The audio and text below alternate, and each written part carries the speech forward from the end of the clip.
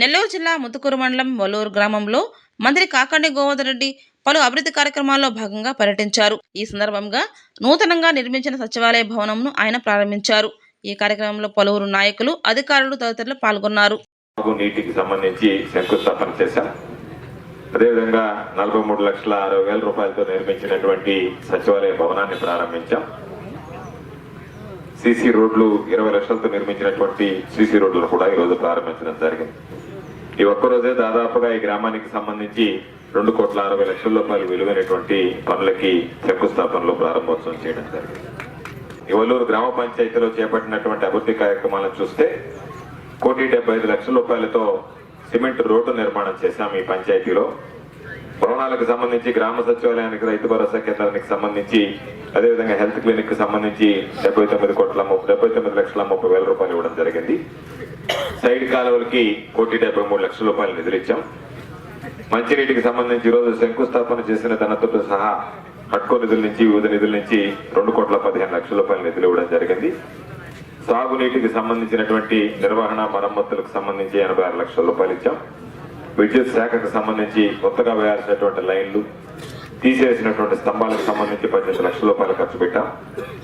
దాదాపుగా వీటన్నిటితో పాటు గ్రామానికి, వల్లూరు గ్రామ పంచాయతీ పరిధిలో ఇళ్ల స్థలాలకి ల్యాండ్ ఎక్విజిషన్ కోసం 55,20,000 రూపాయలు ఇవ్వడం జరిగింది. సుదీర్ఘకాలంగా ఈ పంచాయతీకి సంబంధించినటువంటి హ్యామ్లెట్ లో భాగమైనటువంటి పచ్చికాయలమెట్ట గ్రామానికి శాశ్వత ప్రాతిపదికన ఈరోజు రోడ్డు నిర్మాణానికి 1,17,00,000 రూపాయలతో మొత్తం ఈ ఒక్క గ్రామానికి సంబంధించి ఇప్పటి వరకు 13 కోట్ల రూపాయల నిధులతో అనేక రకాలైనటువంటి అభివృద్ధి కార్యక్రమాలు చేపట్టడం జరిగింది అని చెప్పి మీ అందరికీ సందర్భంగా తెలియజేస్తున్నాం.